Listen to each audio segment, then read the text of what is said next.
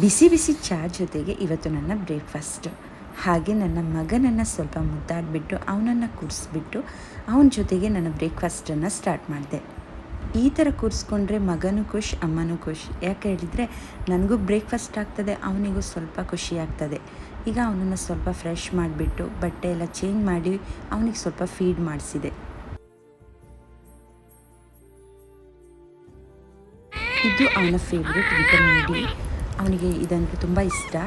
ಈಗ ಸ್ಟಾರ್ಟ್ ಆಯ್ತು ನೋಡಿ ನಂದು ಅಡುಗೆ ಸಮಯ. ಇದರಲ್ಲಿ ತುಂಬ ನಗು ಇರ್ತದೆ, ತುಂಬ ತುಂಟಾಟ ಇರ್ತದೆ. ಇದನ್ನು ನಂಬ್ತೀರಾ? ಇಲ್ಲ, ತುಂಬ ಅಳುನೇ ಇರ್ತದೆ ನನ್ನ ಮಗಂದು. ಹಾಗೆ ಅವನನ್ನು ಸಮಾಧಾನ ಮಾಡಿಕೊಂಡು ಕಿಚನ್ ಹತ್ರನೇ ಕೂರಿಸ್ಕೊಂಡು ನನ್ನ ಅಡುಗೆನ ನಾನು ಸ್ಟಾರ್ಟ್ ಮಾಡಿದೆ. ಇಲ್ಲಿ ನಾನು ಪ್ರಾನ್ಸ್ ಪುಳಿ ಮಿರ್ಚಿ ಮಾಡಿದೆ, ತುಂಬ ಚೆನ್ನಾಗಿತ್ತು. ಹಾಗೆ ವೆಜಿಟೇಬಲ್ ಪಲ್ಯ, ಸ್ವಲ್ಪ ಬೇಳೆ ಸಾರನ್ನು ಮಾಡಿದೆ.